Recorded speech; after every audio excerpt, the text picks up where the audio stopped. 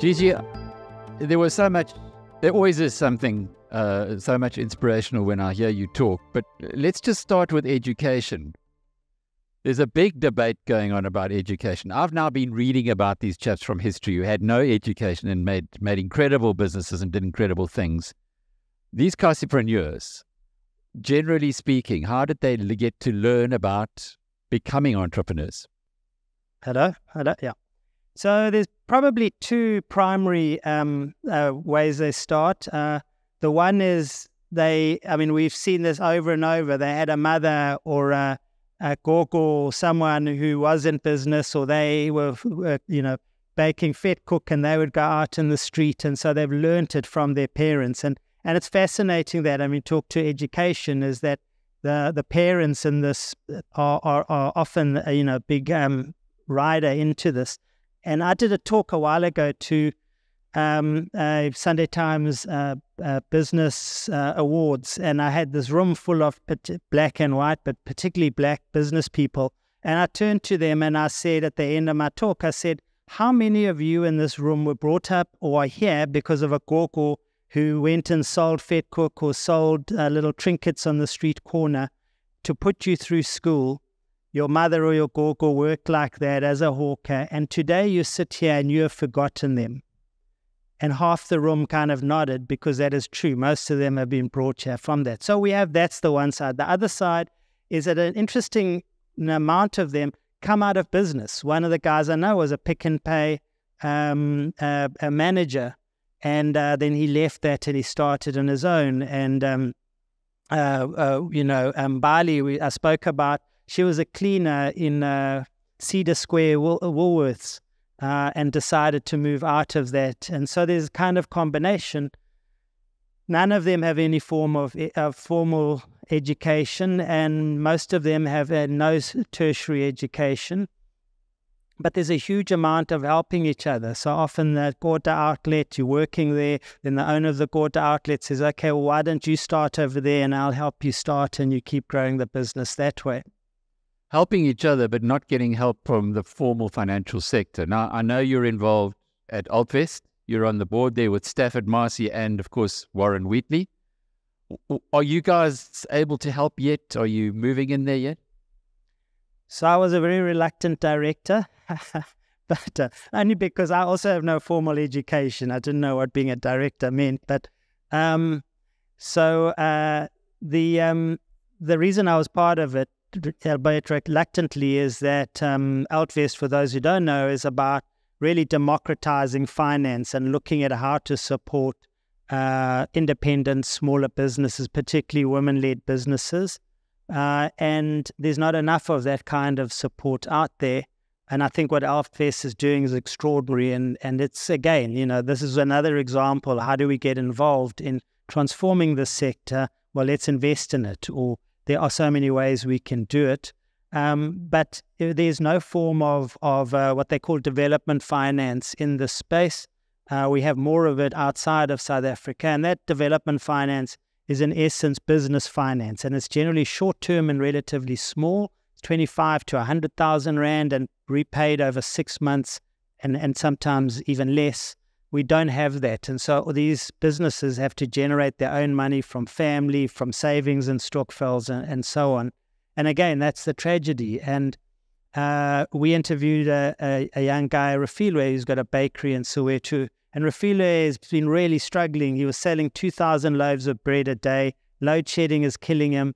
He went to the NYDA, which is a government youth financing, went to CEDA, the Small Enterprise Development Agency. And at the end of it, he said straight, he said, Gigi, I'm not a cadre.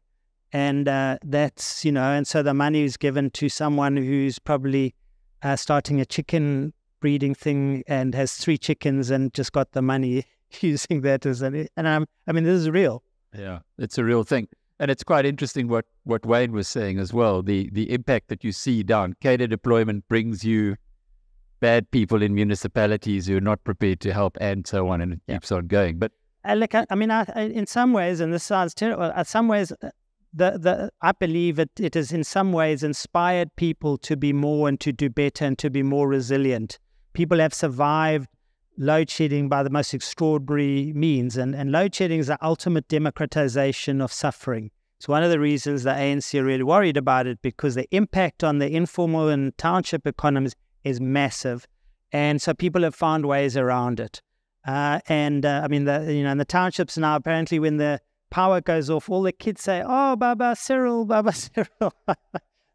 But the point is that many of these businesses are there and have survived, and a measure of business success is generally a business worldwide that a business has been in place for more than 2 years.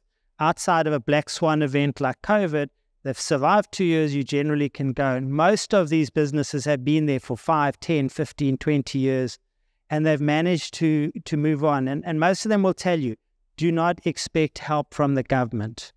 And so they've just carried on. And the refrain that I hear all the time is that we're on our own. What do you do with Capitec? You had an honorable mention when Gerrie Fourie was here earlier. So my day job, paying for my daughter's show jumping horses, is advising companies on these markets. And part of that was, how big the market is and what are the opportunities for banking that sector. And there is no form of small business banking up until now.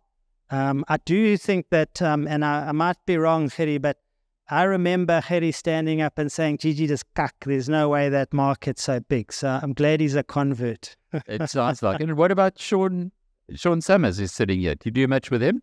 Pick n Pay? No, but I've met Sean, and I've done work with Pick n Pay in the past with Gareth Ackerman and Sean's predecessor. It's like the old Raymond Ackerman days might be back there. What a lovely story that Raymond Ackerman had given the lady 250 Rand. I thought it was a lovely... But I think the reason I told the story is just the little things we can do that are transformative. And often we go like, well, how much more can I help? And actually we can. And we're surrounded by that informal economy wherever we are. Someone selling vetkoek on the street corner here. And what are the ways we can support? And I'm hoping Alvest can do a little bit more than 250 Rand. But we can make this difference. And we can also push for people like our municipalities and our governments and our political parties to say, what are we doing about this? Why are we not incorporating this? Worldwide, small businesses, home businesses are the future. Many businesses start in a garage, and we need to just enable them more. The BizNews conference used to, as you all know, be in the Drakensberg, and we would drive in rural KZN. And the point you were making about the houses is very, very well made. As you drive along those roads, you see these incredible buildings that seem almost impossibly located. There was also conversation about the Ngonyama Trust or chief-based land and how this needs to be privatized so that or title deeds, etc. What's your view on that whole very emotive topic, given that you're a Masinga boy? Yeah. So I think that the housing market can completely liberate, particularly if we can do, in a sense, what I would say is unsecured home loans. We'll lend someone 5,000 Rand as long as they show us a pay slip.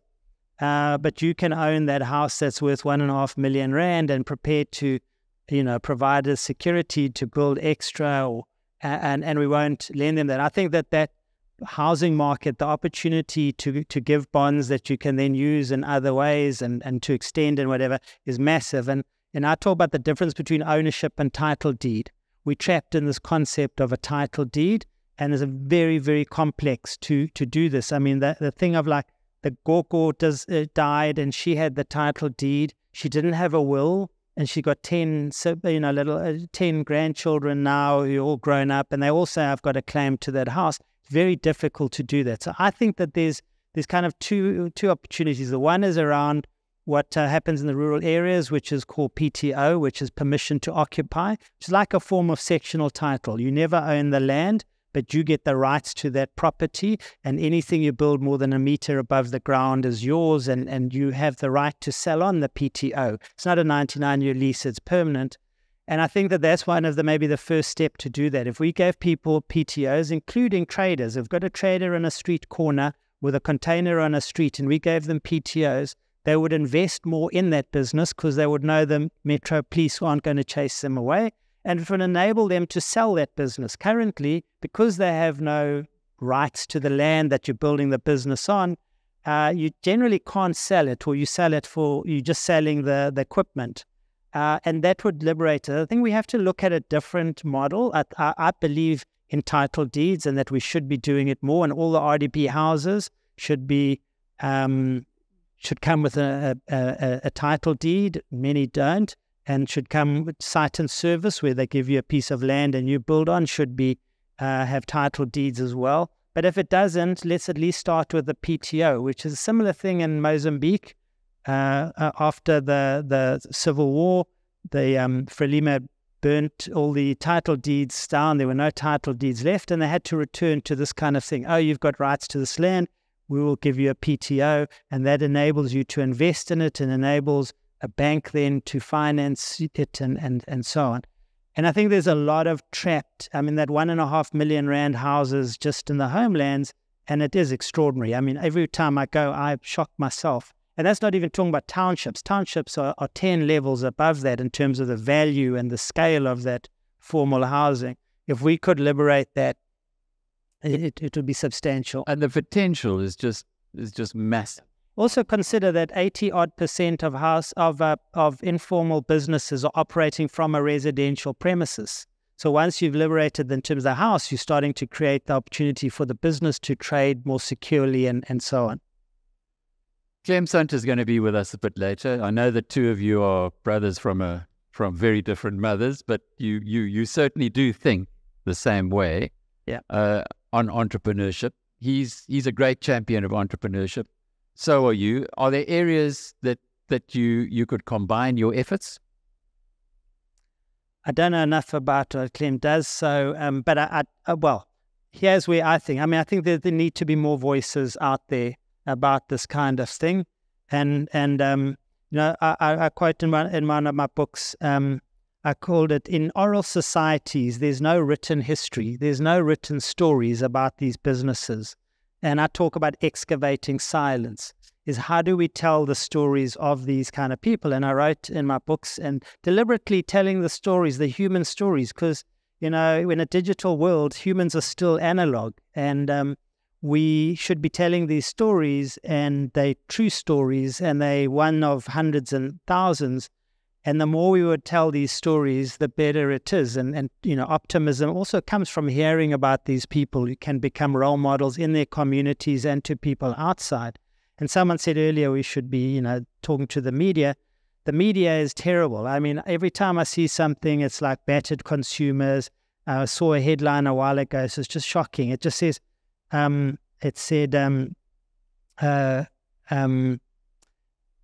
something about struggling consumers turn to alcohol and clothing. And the story was about ShopRite's alcohol business grew by 12% and Pick n Pay's by 17%. And they don't say, well, gee, there must be more money there, and should we find out how? They kind of said, well, these people have no money, but they're spending on Johnny Walker Black and Nikes. And it's absurd. I saw another headline which said 15% of households live in informal dwellings. Now, the figure was wrong, but it's about 8% according to census, you say. But besides the point, surely the headline is 85% of people live in formal dwellings. Isn't that amazing that people have invested in their houses, they've built these houses. 85% of people live there. Not that you fly, just because you fly over shacks when you land at Cape Town International doesn't mean the majority of people live like that. And when we tell the right side of it, we don't sit in misery and feel bad all the time. Of course, the 15% is not great, but they're not the majority. The Stats SA figures are about 11% of households live on the breadline. That's 1.8 million households out of 18.5 million households. That's terrible. It's unacceptable. But it's not it's 90% are not living on the breadline. And these are the things that are not only important to tell, but they give us optimism, a real optimism, because they're real. And most importantly, when we look at the society like that, we find it more investable for ourselves. We're not going like, oh, doom and gloom and everyone's poor and they're going to riot and burn our houses down. We see a different image and we're more prepared to invest in it. And that's an important thing in my mind. Time to take your questions. And while we're waiting for you to put your hand up, Factfulness was one of the books that you recommended there. Yeah. Why? So Factfulness is an extraordinary book because, and the subtitle to Factfulness is How the World is Getting Better and You Don't Realize It. And it changed the way I looked at statistics and numbers and stuff like that. And I would recommend everyone reads it. It's by this crazy Swedish statistician who's since died. But Barack Obama and Bill Gates said the most important book to read, I think, in 2020. And there are just three things I want to highlight, or four things. The first thing he talks about is when we look at statistics, we have to look at spread. So we have this crazy figure that's spoken about all the time by every journalist in the country. It drives me crazy. It's like we're the most unequal place on the planet. It's an absolute rubbish figure. Inequality is measured by, we have people who are the richest in the world and people who are the poorest in the world. Those are two different spots on a continuum.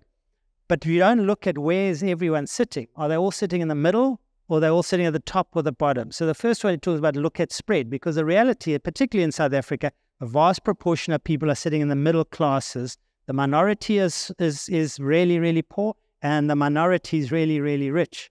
And so actually we're not. The most unequal place, the most equal place on the planet is Chad. Everyone's poor. Or Switzerland, everyone's rich. You know, it's such an absurd measure, and it's not true. The other thing he talks about is three biases that are so important. The first one is anecdotal bias. Our maid or an Uber driver tells us about a Goko who lives in a shack with her 10 kids who's living on the breadline. It's a terrible story. It's a 100% true story. But we take that story and we extrapolate it to assume it's representative of the majority. His second one is media bias, which says that we read the same story about the Goko in the shack. It's a 100% true story. Again, we extrapolate it to say it's representative of the majority, which it's not. And then the third one is historical bias, which assumes what was true yesterday or the day before is going to be true today and tomorrow. And we know that the world is changing incredibly fast. And I just plead with everyone to either read that book, but also when you hear the story, when you read Daily Maverick and you have the violins playing in the background and whatever, it's not, don't extrapolate it to say it's true of the majority. It may be true, but look at what it's actually saying. It's one of many good books that you can pick up there, but that's really one to change your whole mindset. Sir? It was, Marissa this morning talked about two countries, you know, formal and informal. From your perspective, where's the opportunity for connection points between, say, entrepreneurs in this room and the businesses that you're talking about? If we wanted to connect, how do we find that space? It's a good question. Yeah, like a informal stock exchange. Yeah, it's a good concept. Thank you. I might consider it. So first of all, actually, they are not two worlds because they literally live side by side. Recently, I was one of the chairman of Unilever. I said to him, "Who's your biggest customer?" He said, "ShopRite." I said, "No, they're your single biggest customer. Your biggest customer is 100,000 spaza shops out there stocking Homo." And if you look at the informal sector and you look around you, it's all around you. It's on the streets of the town, it's in the suburbs, it's in inner cities, rural areas, townships, and so on. And the reality is that a large number of businesses are engaging it directly, often as customers and so on. I mean, look at the figures that ShopRite is doing. It's impossible if everyone's unemployed. Capitec, Pepco, a number of businesses actively involved in that. My argument is that we need to look at them not as suppliers, but how can we create reciprocal business relationships, like the one I specifically mentioned, Supreme, where they're investing in a loyalty program. The more Supreme you buy, the more we'll invest in your business.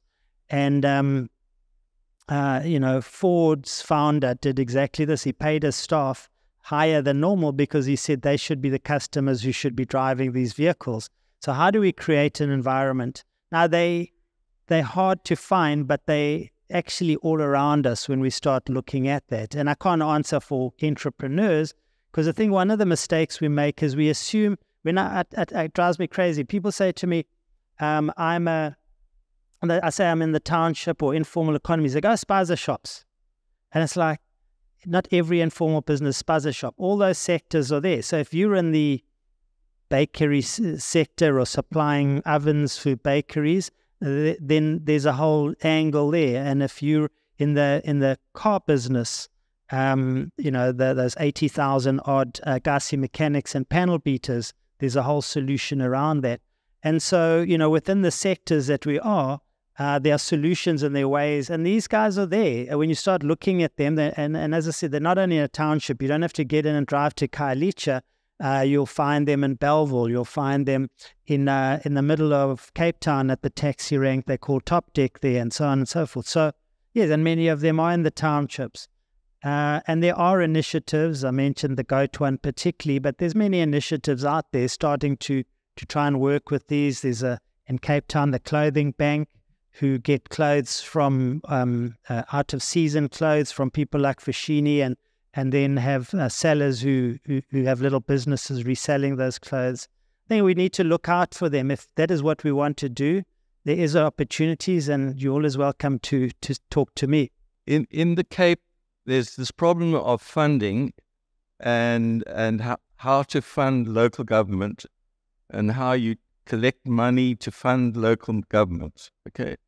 Now you've got these entrepreneurs, which is fantastic.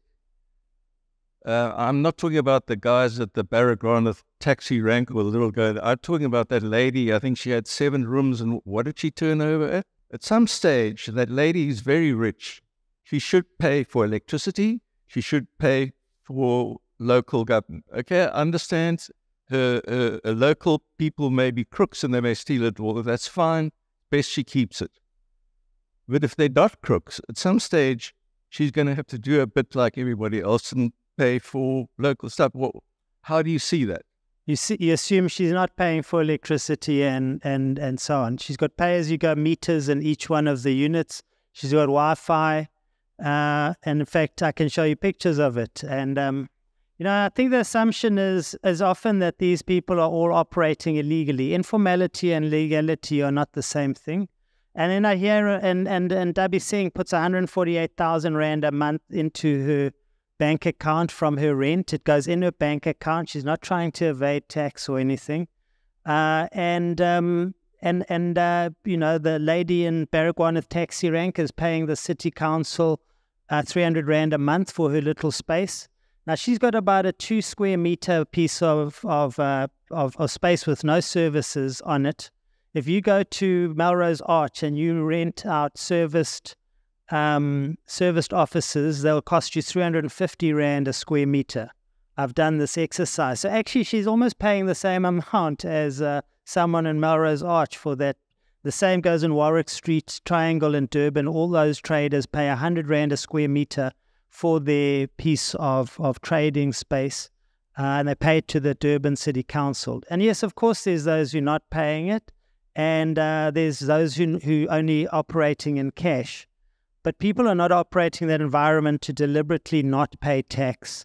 And they're not using cash because they're trying to evade cash. In fact, the International Finance Corporation, part of the World Bank, did some research with about 2,500 informal businesses in 2021. It's called MSME Voice. And in that report, 3% of traders said that they used cash because they didn't want to pay tax. And I could tell you more about that. But again, also, if we didn't have that demand, what would a ShopRite or a PEP or even Capitec be doing in terms of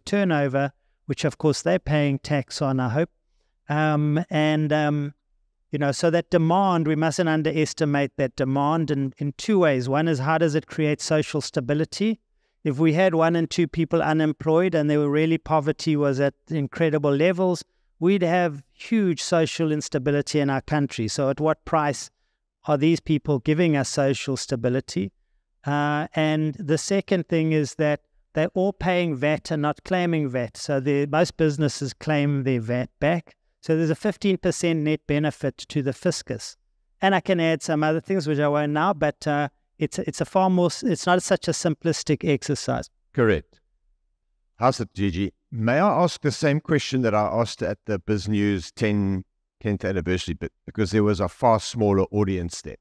And it's this: given what you've said, and thank you, by the way, what is the true unemployment rate in South Africa? I think at the time you said in COVID it was only about 12%, and outside of COVID it was only 10%. Now we see these horrendous numbers. So has that needle moved?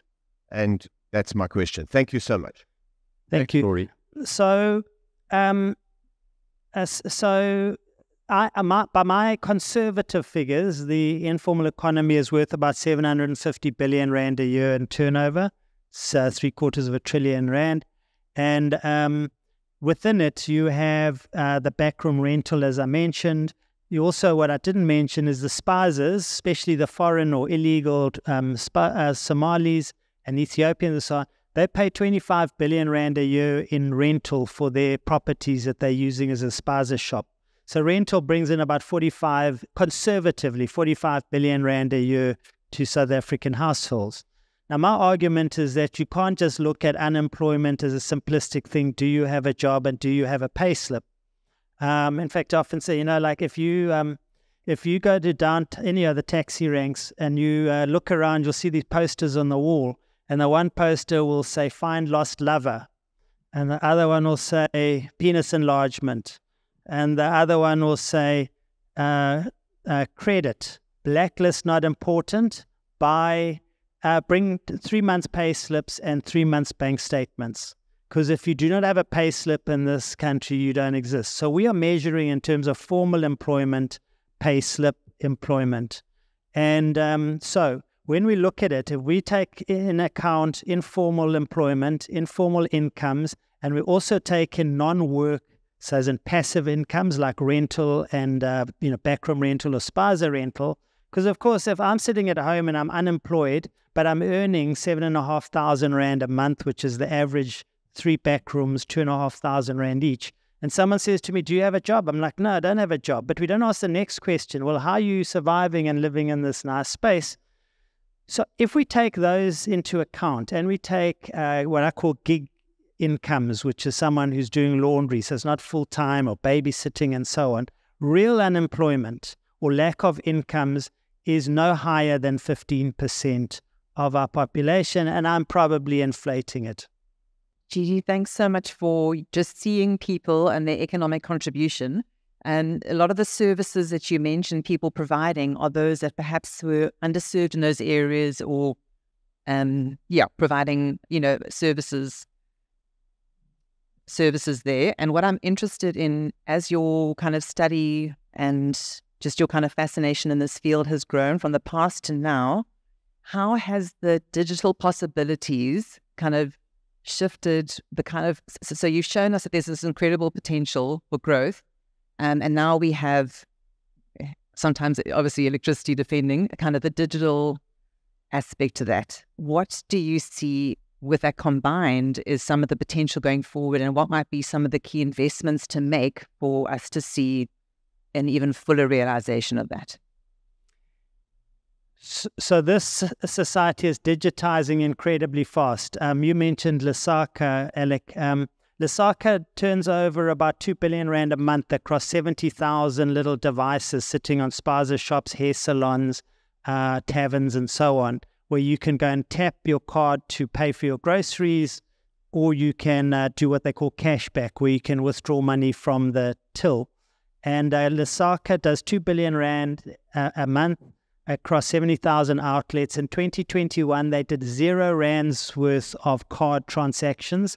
Today, they do 45% of that turnover is card. So almost R1 billion today, 3 years later, is now card transactions. So we're seeing this incredibly rapid move into card payments, which again puts a lie to the tax thing, tax evasion, because actually the reason people were using cash is they had no alternatives. Now you can tap your card at the spaza shop. It's quite extraordinary. I anticipate that cash will, in the next 5 years, end up being about 30% at max of our economy as card and other products like PayShop accelerate. On the other side, we see this massive growth of smartphones, as I mentioned. Gerry mentioned 12 million of his 22 million customers are using the app. The use of digital apps is massive. The other huge space, e-commerce is accelerating really fast in the townships, but it's on 2 platforms, Facebook Lite and WhatsApp. Almost every hair salon, every every hair salon, every tavern, fast food outlets like Mbali have a Facebook Lite page. All these smartphones come preloaded with Facebook Lite, same as Facebook, just low data consumption, and WhatsApp.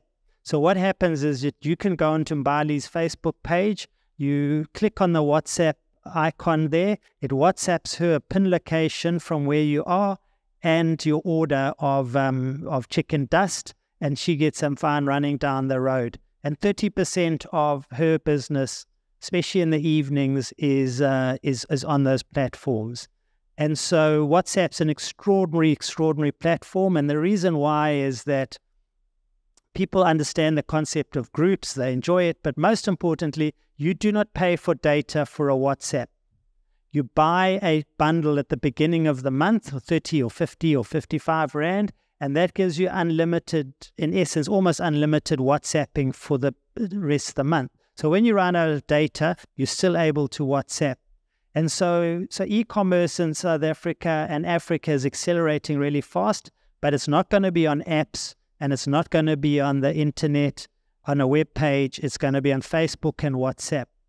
And most of these smartphones, there's 20 million we sell a year, come preloaded with Facebook and WhatsApp, but have a very low memory. So it's almost impossible to add more than 3 to 4 apps on that. So where we've got 1 million apps, WhatsApp and Facebook will dominate. And the acceleration into that digital space is quite extraordinary.